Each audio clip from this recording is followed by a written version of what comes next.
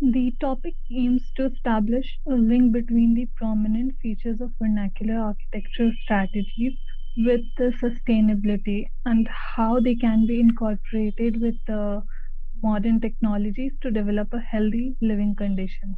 Uh, Based on the Indian philosophy, the void is considered to be the source of highest energy, and the Vastu Shastra is basically implemented since the earlier times to design dwellings and different spatial arrangements in a built environment.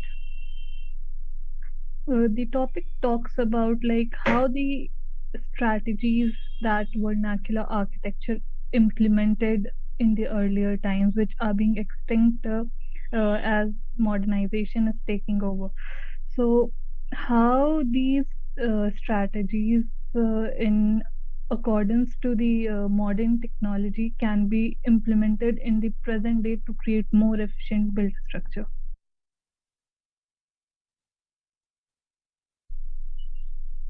So, what do we understand by vernacular architecture, sustainability, and identity? Well, vernacular architecture is the climatically and culturally approved design and strategies that were implemented in the earlier times when the technology did not take over. Vernacular architecture, sustainability, and identity. These three are closely linked to each other, inseparably linked. They are codependent and uh, they fit into the concept of the triple bottom line as well.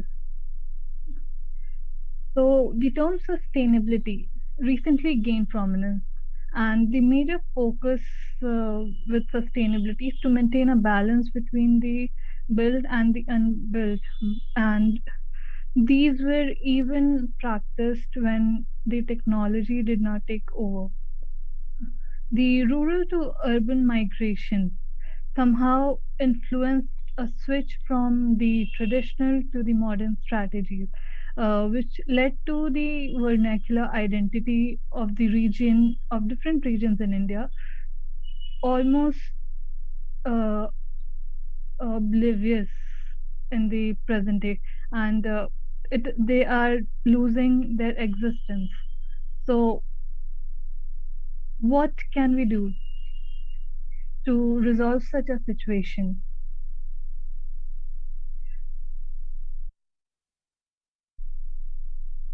So what is the solution to the problem that we are facing in hand, and how do we manage to get it done? Like, what should the approach be? Well, the answer would be to be able to use a reverse migration approach by sustainable rural development.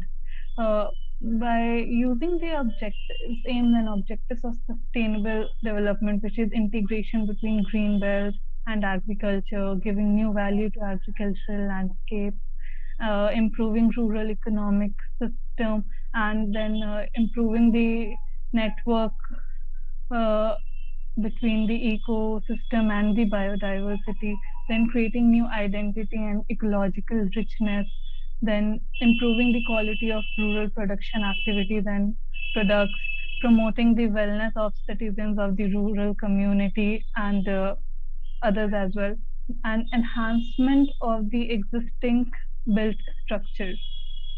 So, how do we achieve all that? Well, another approach could be to promote a smart growth, like mixed use community and development in such a way that would discourage the sprawling situation that currently we are facing. To move further in this direction, there are several questions that we need to ask ourselves before we proceed. So, let's take a look at those questions. The questions that we need to ask ourselves today is what would influence us to either opt for modern architecture or the traditional architecture? What, how can we achieve a balance between the two? And is it possible to create a fusion between the traditional and the modern architecture? Now, the real question arises that if it is possible and if we began to do that, fusing traditional and modern, then what difference would it make in terms of rural development? Would it really make architecture and community more sustainable? And most importantly, even if it even if the architects go for a blend, for a fusion, so would the users, the community, would they accept the design? Would they go for it? Or it would just be a vision that architects have for a future development, for a sustainable development? Coming to this slide, we can see the undulating landscape here. And it could be easily recognizable that the landscape shows the city of Rajasthan. The cultural aspect, the illustration clearly fits the line of the infrastructural, cultural, and architectural relationship between different elements in the picture. The contextual landscape they also shows that how the vernacular elements in architecture clearly defines the inclusivity in the community, which somehow we lack in modern architecture, to be honest. And also the elements, even if we can see different boxes, but the architectural elements like the windows and doors, they can clearly and easily distinguish it from other vernacular buildings. We can easily recognize that this is the architecture of Rajasthan. And suppose if it were glass facades or anything as such, it would have been difficult to analyze, to or identify that which place we are talking about.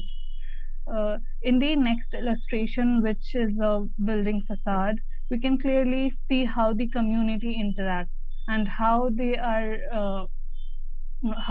architecture actually works in bringing the community together to develop a sense of belonging within them.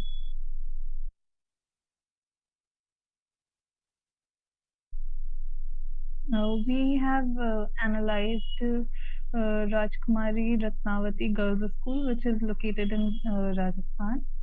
The reason for this case study is because it is a modern building and which implements vernacular strategies, the local techniques to, to create a architectural marvel in a desert.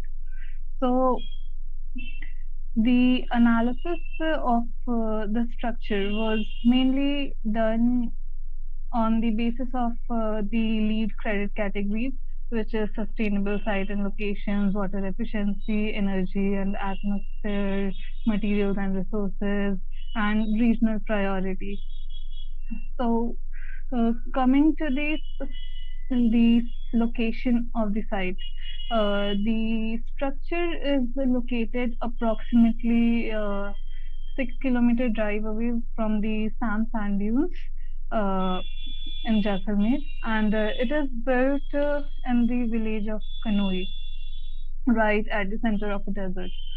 And the location provides a direct connectivity uh, from a transport facility, which is easy for the crowd to travel to this place and go to travel from this place to another. And another thing that we can see is this uh, school is part of a Gyan Kendra. So somehow the reason why it has been built in such a way so that it could also be a place for tourist attraction. And the undulating landscapes somehow have been preserved when the architect Diana Kellogg retained the native trees. The trees that were found around the site, they were retained and they were utilized in such a way so that they become an element of attraction for the children where they can play and uh, sit in the shade, anything as such.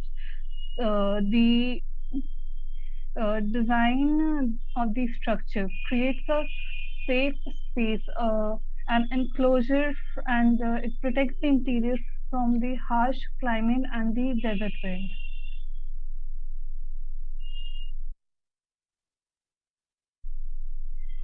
Coming to the indoor environment quality, the indoor environment quality is maintained using the vernacular architectural elements like small windows and trying to incorporate natural light in the interiors, the diffuse light basically, so that the building does not gain heat.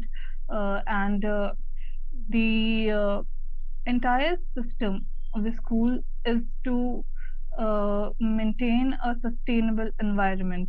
They did not use a mechanical cooling system for the same, and the external facade is a latticed wall or a traditional jali with the purpose of creating this stack effect and allowing for natural light and ventilation along with keeping away the harsh sun and wind of the desert climate. The airflow pattern inside the building cools the interior, and small transom windows are created along the near the ceiling to get more natural light uh, into the classrooms that would create a very pleasant environment for the children.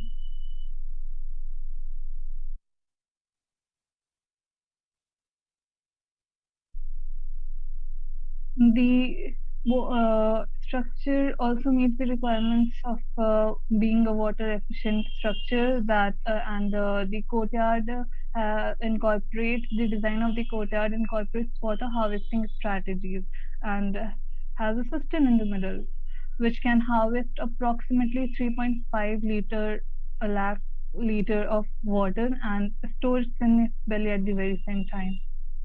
The water collected as it runs off the catchment area, and the collected water is transported through a system of gutters and downpipes for storage. Hmm.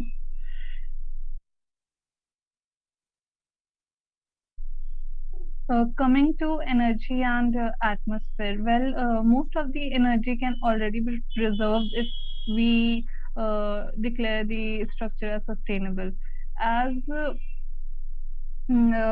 the major energy that is utilized is mostly to maintain the thermal comfort of the user within the built environment. Since we are harnessing the solar energy in the form using the solar panels, which also act as a canopy on the roof, and they provide power to the entire structure.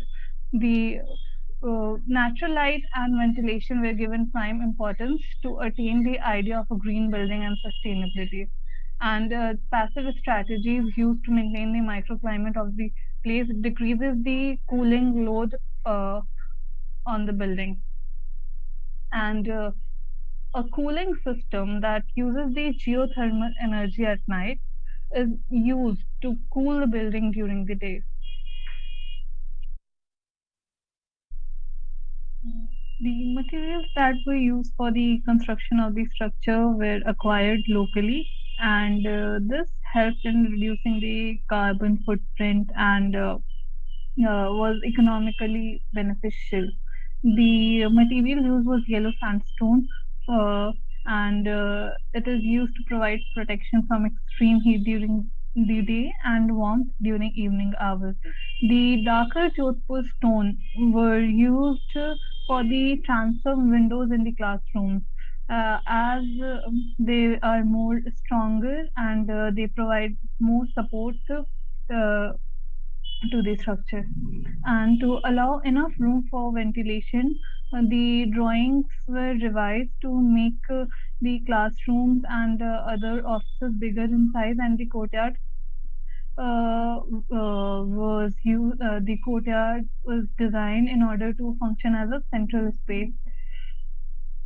Uh, the the priority was majorly given to uh, to acquire the local talents, and uh, keeping this in mind, even the uniform of the students were designed using the local ajrak, which is actually a form of woodblock printing on textile, with the goal of encouraging the girls to feel pride in their cultural heritage, and the uh, regional craftsmanship.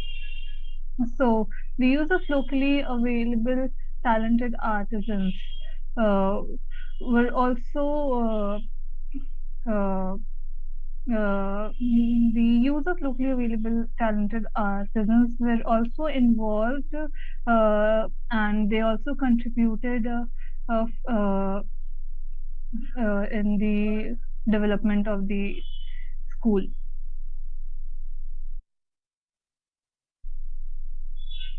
Uh, Coming to the green building strategies and concepts that we analyze and that could be used in the design. We have categorized them in different categories. The first category would be sustainable site. So while designing, we should try to minimize the impervious areas and try ways to get water to infiltrate the site. Then controlling the stormwater and harvesting rainwater becomes another strategy. The maximizing open spaces with providing hardscape with vegetated areas in between. Then the density radius of half miles, and then trying to notice that it includes the infrastructure for the basic amenities, reduction of light pollution, then using roof with high SRI material, mosaic tile, using green roof, and providing natural rainwater filtration, which insulation, reflecting heat, and combating urban island heat effect. Then usage of solar panels to harness the natural resources that we have. Then coming to the water efficiency, the use of efficient water fixtures, then the using harvested non-potable water in toilets, and planting native plants and trees, as they would be requiring less maintenance and would also help to regain the natural habitat. Coming to energy and atmosphere, the most of the building design depends on the building form and orientation. If we do that right, then it would help in reducing the cooling load on the structure. So one of the ways which can be done is minimizing the western exposure to the surface, then usage of free natural energy, effective building envelope design to provide insulation and reduce energy use, using stored thermal energy in the building system, generating on-site energy, use of solar panels to generate green power, then maximize the exposure to take benefit of sun for daylight and passive solar heating. Then materials and resources. The focus should be to use locally available materials, then trying to reuse, trying the 3 R's: reuse, recycle, and renew. Well, many times there are chances that the recycled materials that we think we are using is sustainable. Well, if uh, if we do not consider the factors required while they are being recycled, and if you're using it anyway, then maybe that recycled material is not sustainable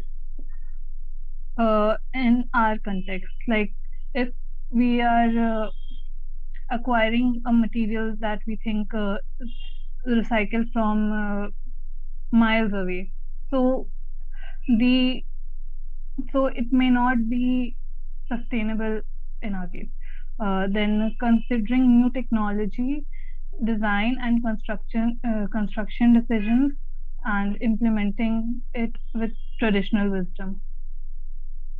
Then coming to the indoor environment quality, adequate ventilation and daylighting, use of low emitting materials because of the reduce of gassing of harmful contaminants, then installation of operable windows, and making sure that there's a visual connectivity between the natural landscape and the user, uh, so that it could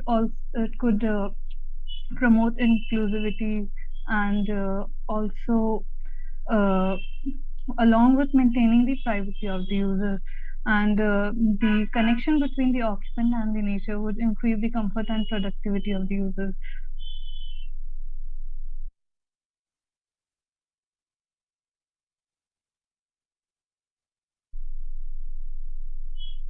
Coming next, we have how to incorporate these strategies in terms of design. Now, first, we have orientation. If the structure is oriented in consideration to the contextual and climatic factors, keeping in mind the flow of wind for natural ventilation, diffuse sunlight, and mechanical dependence would lower considerably.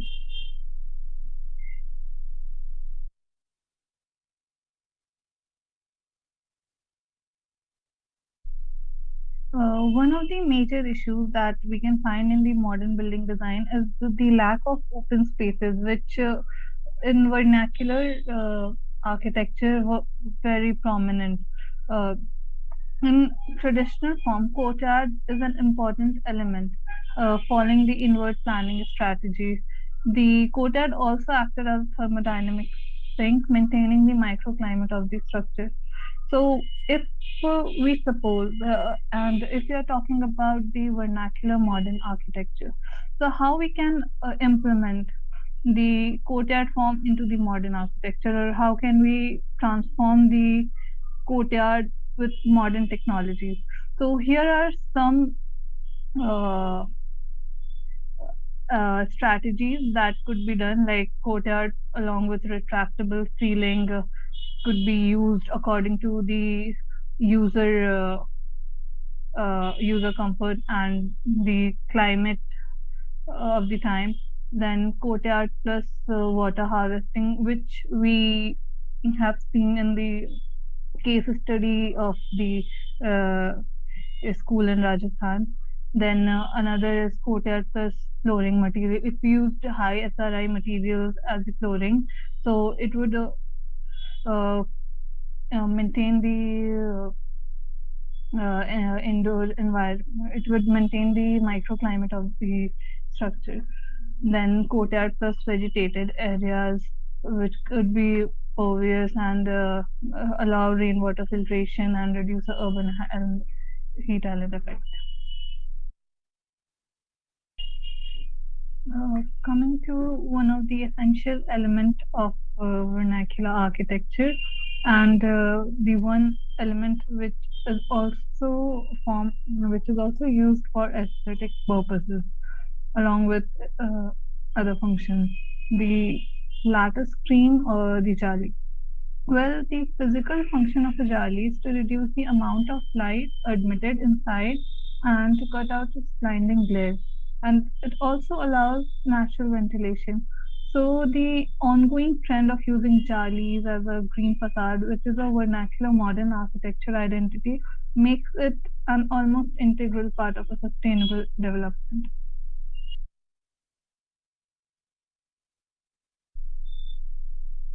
arched openings. Well, arches are the structural element in a building, and this architectural element provides an opening to allow light and ventilation to the areas enclosed. Vaulted ceilings are profiled concrete ceilings, which forms the part of a building structural frame. The shape enables a larger surface area of the material to be exposed, optimizing access to the thermal mass, which attenuate internal heat energy gain. It provides thermal comfort along with improved daylighting and ventilation. Uh, to hold the essence of vernacular architecture blended with modernity, the installation of solar panels such as shading devices gives it a new approach, as we have seen in the case study. Also, awnings and planting trees, native plants provides shade, maintaining the microclimate. In the diagram that we can see on the right, it clearly defines the different strategies, passive shading strategies that are combined to gain a thermal comfort within the interiors of the house. Like deciduous trees is planted in order to get the winter sun inside, as the leaves would shed its leaf during the winter. Then we can also see that ventilate roof space has been created to maintain the insulation and avoid heat gain.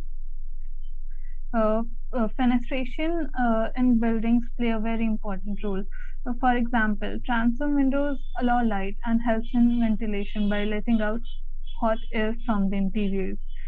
Uh, the cold air being dense uh, uh, lies low, whereas the hot air being lighter rises up and moves out. The another important vernacular element in Rajasthan that we observe is a jharokha. So basically, people would think that it is an aesthetic element, but whereas it also uh, have a function, like it is basically an overhanging balcony that's enclosed and is designed to accomplish air ventilation and keep the interior temperature subdued. It is fashioned by forming small perforations in the building in a manner that it naturally cools down the building in a hot and arid place, which can be transformed into bay windows under vernacular modern architecture and as a vernacular modern entity.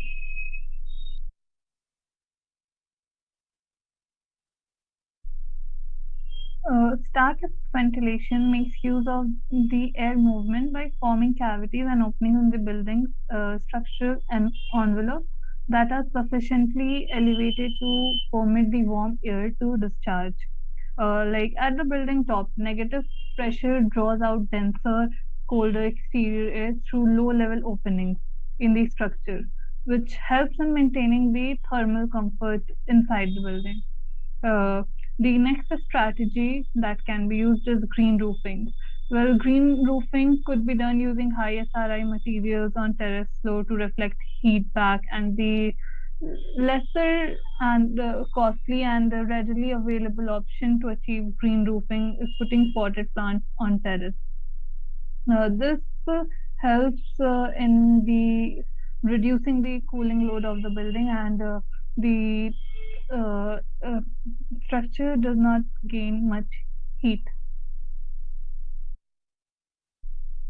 Based on the observations and results, we can successfully conclude that sustainable development of rural areas could be done by native construction techniques and the traditional wisdom, along with the addition of the sustainable green building strategies and concepts. The new and modern technologies must be introduced, but in a minimalistic way, so as to add value to the traditional system and not overpower it. Major materials that are to be used in sustainable construction should be locally available, and the construction should be as simple as possible.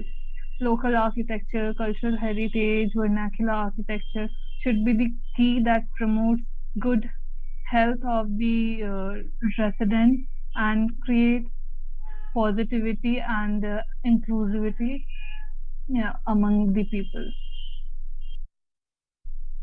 Vernacular architecture is the time-honored, truly sustainable architecture that, in its multitudinous manifestations, has evolved over centuries, changing or adapting when necessary to variable environments and the nature of family and social growth.